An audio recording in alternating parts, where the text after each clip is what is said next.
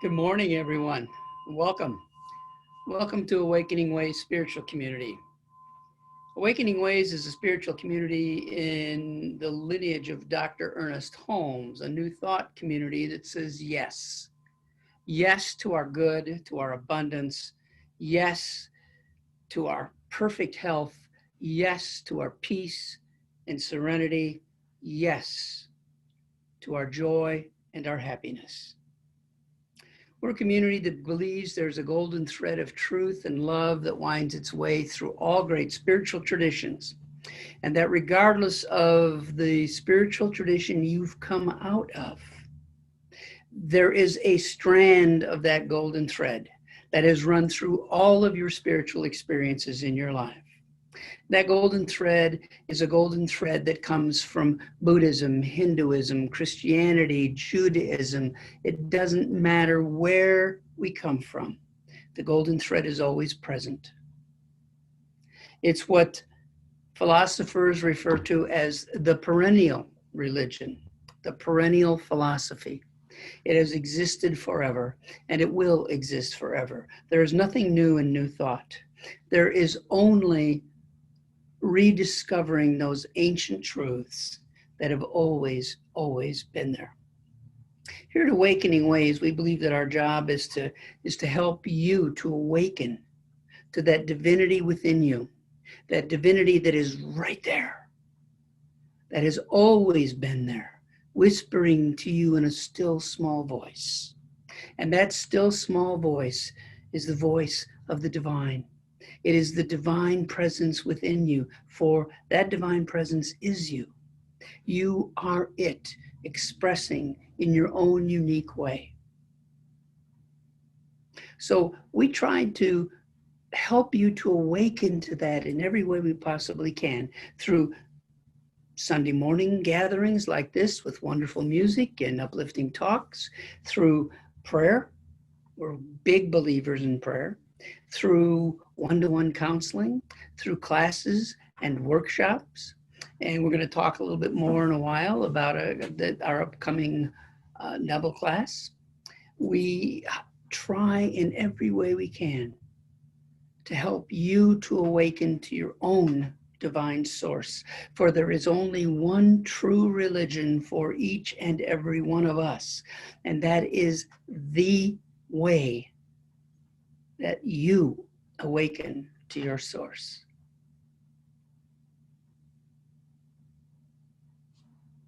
So whatever your spiritual path may be, whatever brought you in our doors today, wherever you go when you leave this morning's digital gathering, for right now, for this moment, welcome home.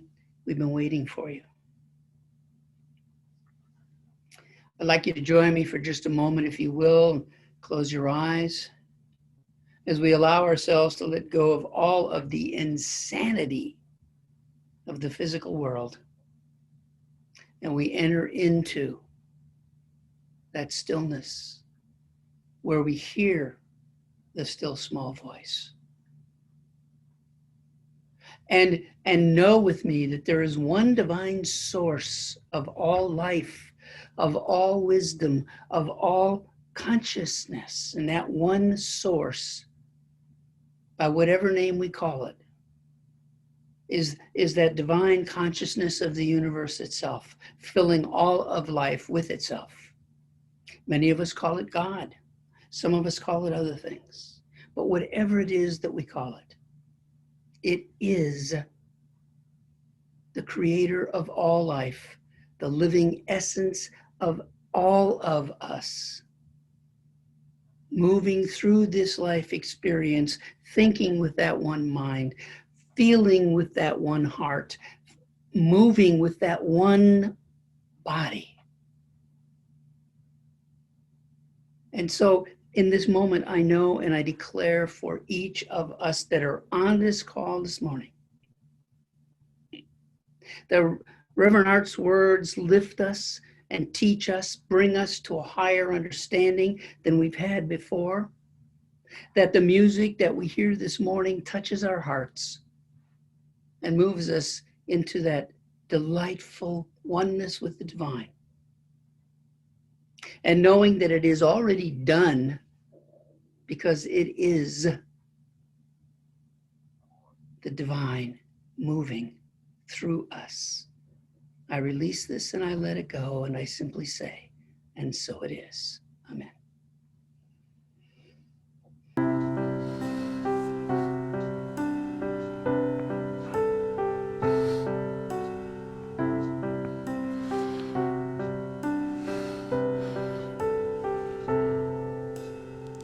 I walk along the sea. No one's there but me. I watch the water flow, watch waves come and go. I see the sun go down, watch the world spin round. Simple pleasures, simple treasures, God's golden light on me. Golden, glowing, healing, flowing, God's golden light on me. I watch the full moon rise, smile and close my eyes. Counted stars by night that fade in morning light.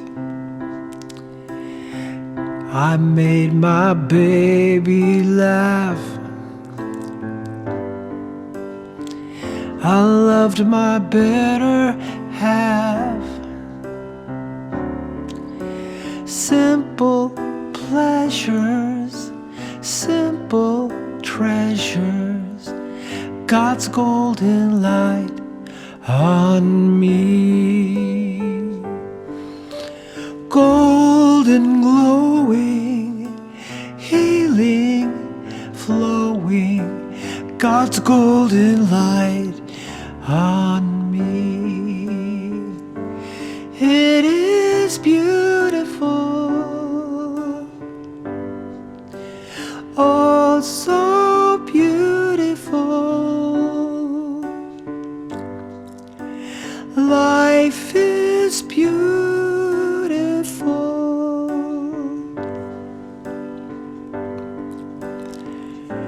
beautifully divine. It's so beautiful,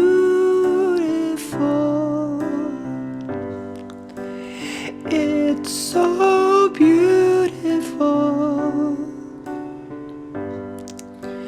Life is beautiful,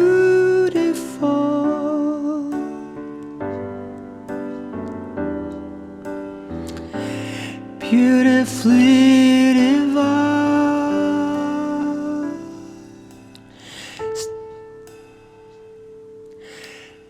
Simple pleasures, simple treasures, God's golden light on me. Golden, glowing, healing, flowing, God's golden light on me.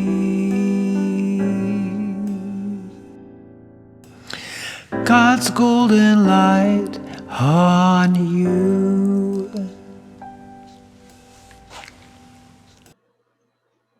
Good morning. Thank you, Jimmy. Frank, I really appreciate the segue into my talk today. When I was listening to you last week, I was trying to decide exactly what it was I was going to talk on. And then it came to when you were talking about the negativity and the anger and the judgment that's going on in conjunction with what's going on in the world today. And I understand why people would have the fear and anger. The one thing I had a little difficulty with the politics, because politics to me, I've never been really particularly politically oriented. And I've found it often difficult to understand politics. And I was trying to come up with an explanation that I can understand. The best thing I could come up with is politics is strange. We elect these people that we don't really know and probably wouldn't like when we met them to go someplace we're not sure where they're going. And then they get up and speak and they say nothing. And nobody listens.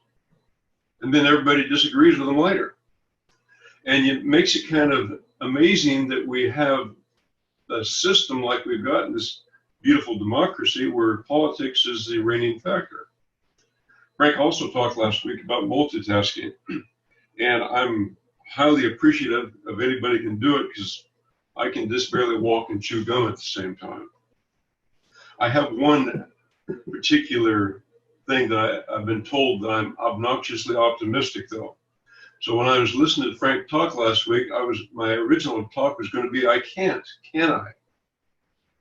And I thought, well, that's not really me, because that's not optimistic. So I changed it to I can, can't I? And then you get to thinking about how often have each of us been made aware of our shortcomings by somebody just trying to be good to you to show you where you went wrong. And more importantly is, why do we care? I don't think I'm going out on a limb here when I say that virtually any one of us or all of us has been at one time informed of their obvious shortcomings. Why don't you do this instead? You might be better suited for it. It's a little above your skill level. Why don't you try that? I don't care how intelligent, educated, informed, or prepared somebody is. They don't know what's going on inside our head. They don't know the way we cope with what's going on in the world. Our individual reservoirs of potential can only be maintained, expanded, or drained by us. So whatever anybody gives to us, we are in charge of what we allow into this reservoir. We will never, and I'd like to just emphasize this, never evolve until we decide we're going to do what needs to be done to do so. The initiation of anything requires someone, anyone, to be the one to set the process of evolution in motion.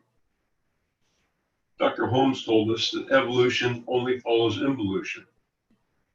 So if we decide we can't, you probably won't.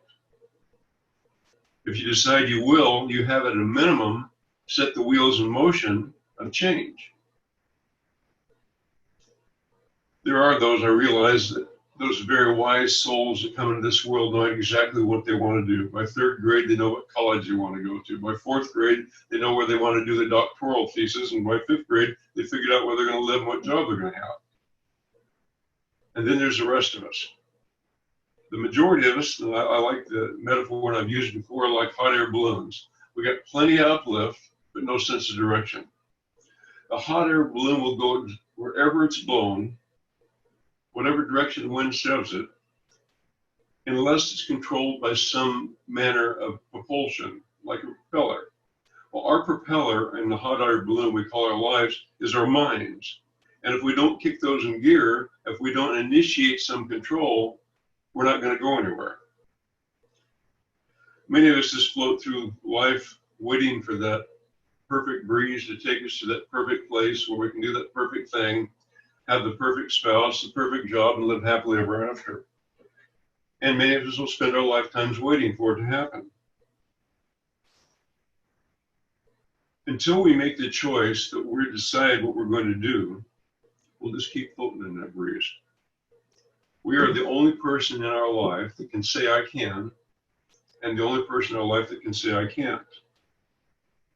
Napoleon Bonaparte said, nothing is more difficult and therefore more precious than being able to decide. We make countless decisions every day. We decide to brush our teeth, go to the store, go to work, not go to work, stay home. We do all this time, we spend so much time debating all these little items, and we instantly decide to do them, and then the big items we just kind of keep mulling over until eventually no decision gets made, and we're still stuck in the same place we were. Why is it so difficult to make these decisions? We've got the opportunity right now, and I see this as an opportunity to be stuck at home or sequestered or whatever you want to call it. If you decide we wanted to get in shape, why not? We've got the time to do it. If we want to get a degree in something, this would be the perfect time. If we wish to be more spiritual, now's the time to start studying. I can't emphasize enough, right now is probably as an important a time as we've ever faced in our entire lives to be spiritual. And some will say, but I'm not one of the chosen ones. I'm not informed enough. In the Bible, it tells us many are called, few are chosen. In the Course in Miracles, it tells us all are called, but few choose to listen. We are all the chosen ones. We can make a difference spiritually. We can be the light that everybody wants to see. And honestly, we are the center point around which our lives evolve. We're either generating, instigating, or accepting advice constantly from those outside us, from the TV, from many sources. We can deal with it consciously, or we can deal with it subconsciously. If we deal with it consciously, we can objectify what we want to allow into our memories, our memory bank. If we do it subconsciously, we're not sure how it's going to sneak in there. Have you ever been asked or asked somebody else, who put you in charge? You're not my boss, as my wife would tell me. Some of us need structure. Other of us need to know what line we don't cross. It's like when you're training an animal, you want to show them exactly where they need to go. We're humans are the same way. We don't want to be like that hot air balloon and not knowing where we're going. We want to have some particular direction to go. A set of rules maybe that we can follow. A committee of our peers to show us what we need done. Somebody to lead us. Those that desire this leadership, or we call them generally followers or part of a group mentality, but can we all be followers? Go back to that hot air balloon. If somebody comes around through all the rest of the hot air balloons with the propeller going in a particular direction, we're going to be apt to think, I want to follow them. At least they know where they're going. Does not someone need to make the decision to lead? Indira Gandhi once said, I suppose leadership has at one time meant muscles, but today it means getting along with people. I sometimes wonder what happened to our leaders being the moral compasses we wish to emulate, the ones we wanted to be just like, the Abraham Lincolns, the Martin Luther Kings, the Buddhas, the Jesuses, the Emersons, the Holmeses. The Buddha transformed himself from one who possessed all and shared nothing to one who possessed nothing and shared all. Jesus did not attempt or in any way deify himself. He provided for us the great example. Do as I do, and you can do it as well. Dr. King made it very clear that he believed that all people were equal and that we all should be treated as such. Like people and most religions, there are no really bad people or bad religions. There's just perceptions that we make of them. Jesus did not preach on the aspects of Christianity, nor did Buddha give us the benefits of Buddhism. They both live their lives in a way that provide us with real life examples of how a spiritual soul would express themselves. Different methods, different times, different people, different languages, but a denominator that was common to all of them. Be the love you wish to experience. They all provided us with great examples of how to do so. It's not what we say, in my opinion, that's really important. It's what we do. There's many people who have talked about this in leadership, the lead follower, get out of the way. If you ain't the lead dog, the view never changes. When two people ride the same horse, one's always going to be behind. There are many different methods of leadership. We can be the one that pushes the string, or we can be the one that pulls the string. The method that was very predominant when I was a child was do as I say, not as I do. And I have this visualization of my mother sitting there with a cigarette in one hand and a glass of wine in another, says, don't do as I do. But she's given us an example of what we need to follow. Lao Tzu said a leader is best when people barely know that he exists. When his work is done, his aim fulfilled, they will say, we did it ourselves. The important thing is no matter who the leader is, whether we believe in what they do, whether we accept it, or whether we not acknowledge it, we, us, individually are in charge of our lives. If we want to be happy, it's our choice. If we want to experience heaven here on earth, that's also our choice. Course in Miracles says heaven is not a place nor a condition. It is merely an awareness of perfect oneness and the knowledge that there is nothing else, nothing outside of this oneness. There cannot be partial omnipresence. There cannot be fractionalized omnipresence. Either source is everywhere or source is not, and I choose to believe that it's everywhere. In a world that appears to have lost direction and relinquished control, would it not be of immense comfort to all of us to remember that there really is a higher power, a master plan? What is it that we're required to do or accomplish to achieve that seemingly distant, far-off goal of enlightenment we experienced as a child? No worries, no cares, just simply living day to day. Well, I like to think of heaven or enlightenment as simply different words used to describe the recognition of oneness. Enlightenment, to me, is when we individually experience oneness. Heaven's when we experience the same oneness, but everyone around us is also experiencing it. We don't need to earn enlightenment. We don't need to travel anywhere to get to it. We're inseparable parts. They are inseparable parts of us. When we choose to acknowledge them, when we choose to accept them, that's when they'll come forth. The master teacher, Jesus, told us, as we believe, it will be done to us.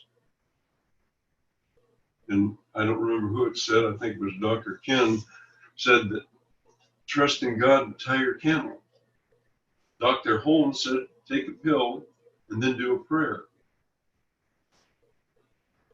I used to spend most of my time overthinking religion and trying to find the logic in it. And when I was in college, I was really analyzing it. I was trying to find any kind of logic that I could come up that made sense to me. And the only logical thing I came up with, that faith is illogical. Of course, I had a different understanding of faith then. I believed that faith was based on what you accomplished. It was what you memorized, the verses you knew, the fortification of your belief that you built up yourself. It was a quid pro quo teaching. In other words, if I do this, I'll get that. If I'm good enough, I can get to heaven. If I'm bad enough, I won't.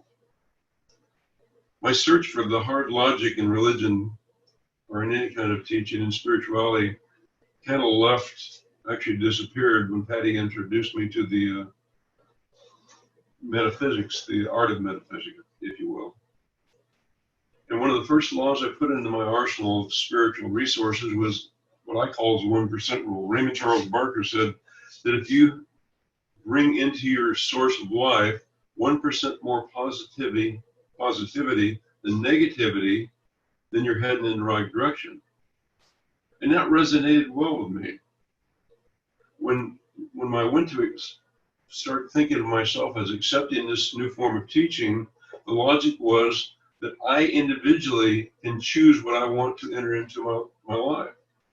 I can be the propeller on that hot air balloon.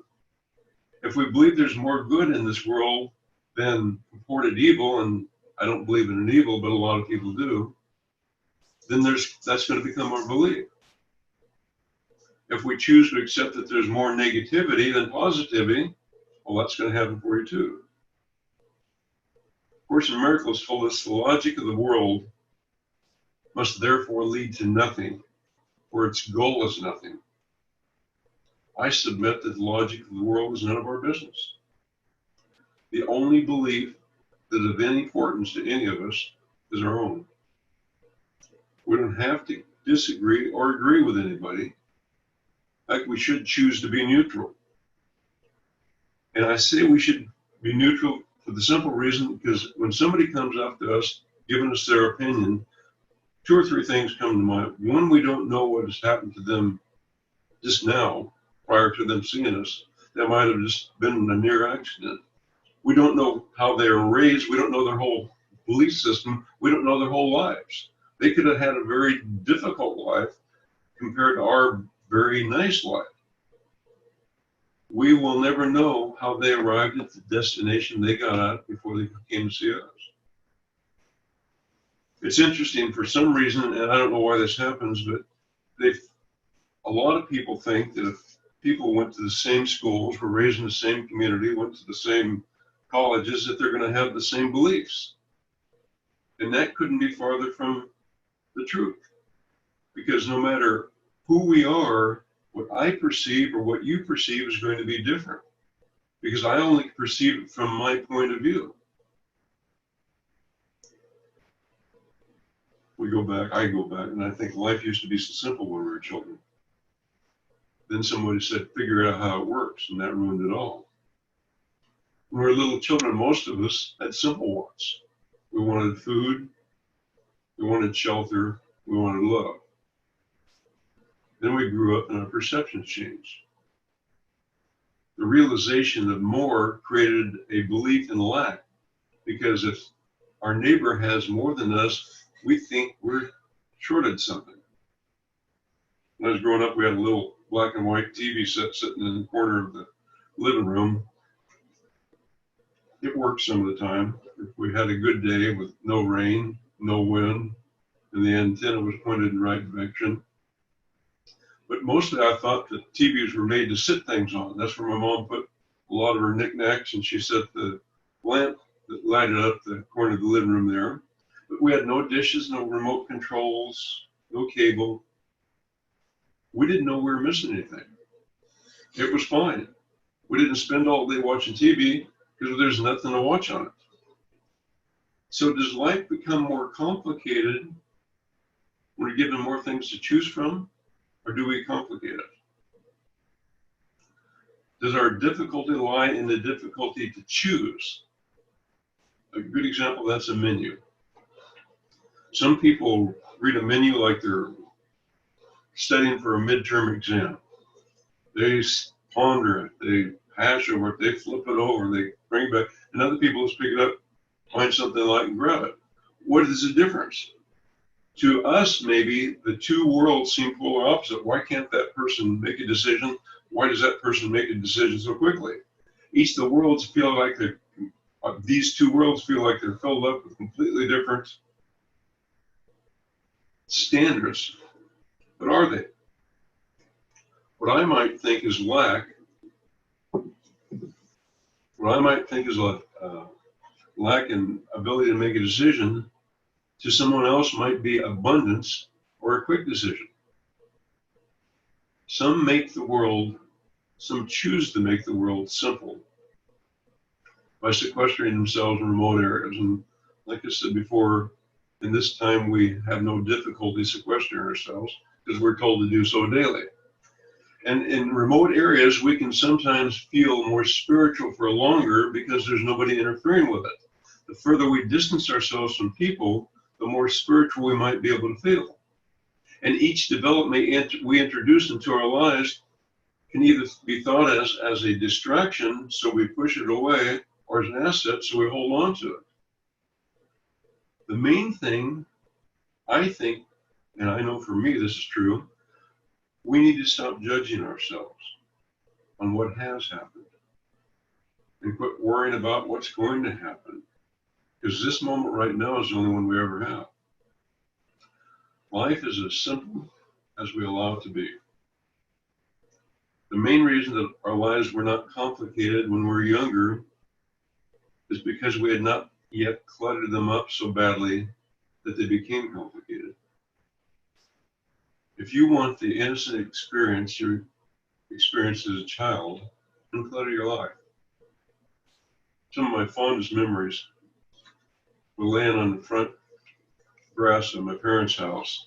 We had some huge oak trees out there, and I had a spot where I could lay and see between the oak trees and see the clouds up in the sky and watch the clouds just go by and try to identify shapes in them. Well, you know what? There's still clouds up there. There's still lots of time to look at them. There's still lots of blue sky above them. Sometimes it's a little hazy, but it's still out there. We can make the choice to see the beauty, to see the clouds, but we don't have to do it in the same way we did as children. To me, I don't want to lay in the grass anymore because in Los Osos, we don't have any grass. It's a sand pile. So I sit on my front porch and I watch the clouds go by. And nothing's really changed from that perspective, in that I can be just as uncluttered and joyful as I was back then. Thoreau said, I would rather sit on a pumpkin and have it all to myself than be on a crowded velvet cushion. I think most of us are that way. We like to interact with people, and I would love to hug people. But if we can't, we can at least enjoy what we've got around us right now. We can choose to gripe about the choices we made for ourselves. We can choose to gripe about the choices that our peers or our parents or our friends made for us. We may even wish we could go back and take a different route.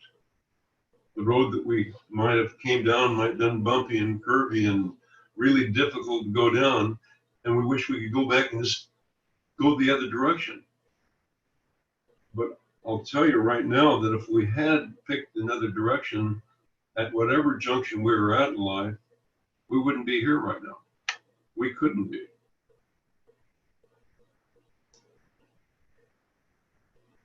We all know who walks beside us on this journey we're taking. The joy comes from remembering it. Emerson said, and I love this, finish each day and be done with it. Tomorrow is a new day. Begin it well. We can't get yesterday back. We never will be able to. We can change our perception of it, but yesterday's gone. Don't waste your time doing that. Our job, our goal, if you will, is to be the best person that we can be right now. So the next time somebody moves into your space, moves in your section of the universe, advises you on any particular direction that they think you should follow on your spiritual quest, stop. I mean, stop. Don't throw up your arms and say, shut up, stop. I mean, just stop and begin to listen to them. Listen to what they have to say. Move this information from the intellectual understanding that you have to the depth of your heart's understanding. When we do that, we're going to see it possibly from the way they see it, but if not, we'll see it from a heartfelt view. If it resonates harmoniously, say, I can, and embody it. If it doesn't, say, I can't, and release it. But always resist judging it. Yes, we can, can't we? I was reading, when I'm meditating, reading this morning, and I came across this prayer in the Daily Word I'd like to share with you. So if you don't mind, take the time to take a deep, relaxing breath and close your eyes, and I'll share it with you. World peace begins within my mind and heart. Closing my eyes, I breathe deeply and envision every person bringing forth the love and grace and peace of God. I see all the world's people surrounded by a healing light that transforms strife, anger, and division into reconciliation, peace, and unity. As I hold this vision, I see the entire world aglow with radiance. Harmony and cooperation heal the world's wounds and encourage love to flower in each person's heart. I carry this vision throughout my day. Divine love, expressing as me, sees oneness regardless of apparent differences. Divine wisdom and understanding illuminate my thoughts, inspire my words, and guide me to act in ways that bring peace to this world. God is right where we are. Remember it always. Many blessings. Thank you, God, and so it is. Namaste.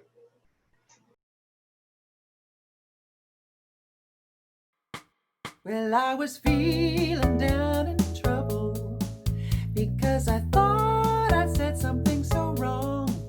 Kept going back to the same issue. It kept my mind going all day long.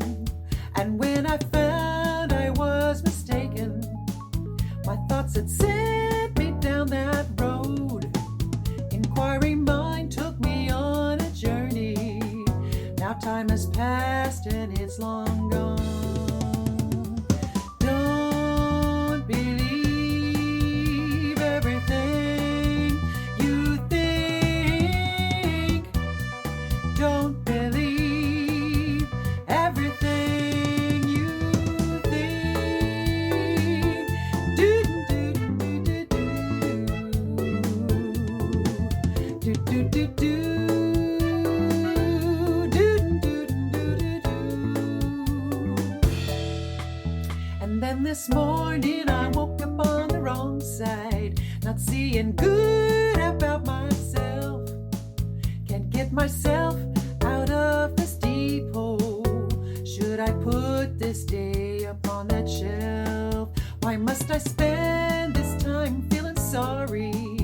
I think there'll never really be enough when all it takes is living from my heart space and letting go of my old stuff.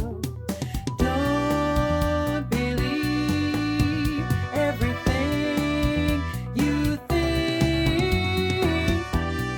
Don't believe everything you think. Don't believe everything you think. Don't believe everything you think. Do ya, do ya, do ya, do ya, do ya, do do do do do. Ooh, do ya, do ya. Don't believe everything you think. Don't believe everything you think. Don't believe everything you think. Don't believe everything you think.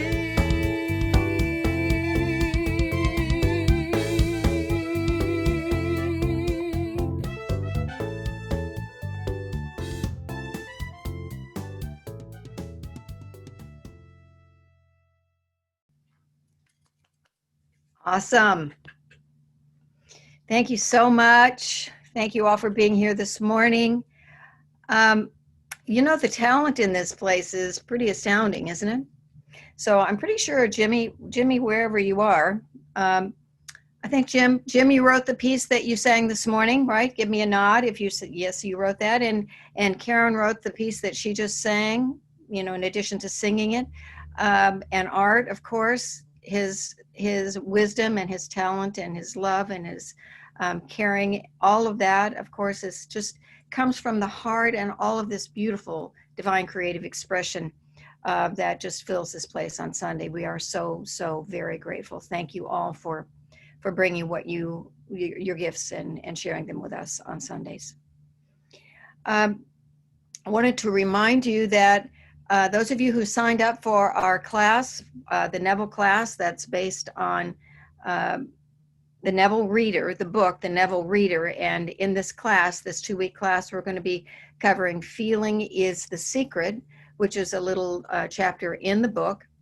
It's just going to run for 2 weeks, and you need to have read what we're going to be discussing. You need to have read that little Feeling is the Secret before we meet on Thursday night at 6 o'clock. That's this Thursday at 6 o'clock.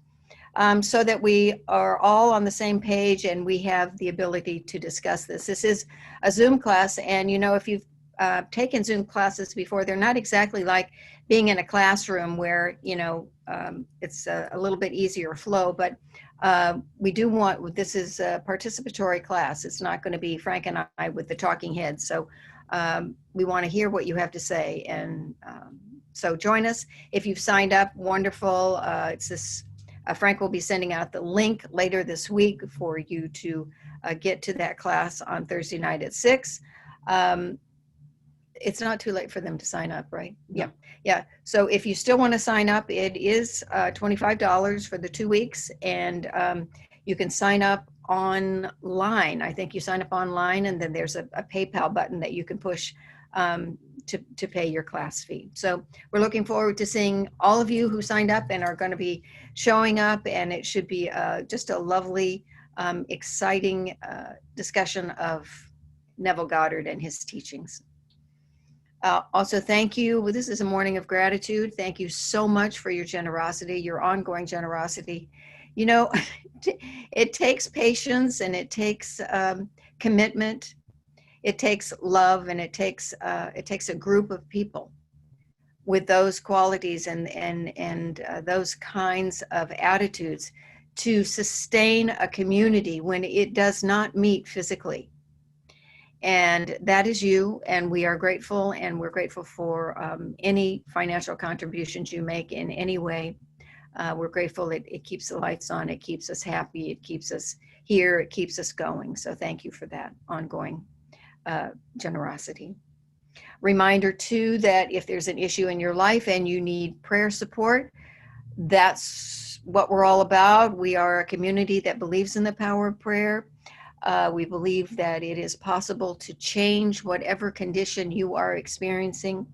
And sometimes, as Art talked about, the power of the mind to change consciously what it is that we're experiencing, sometimes it just gets too hard for us to do that on our own.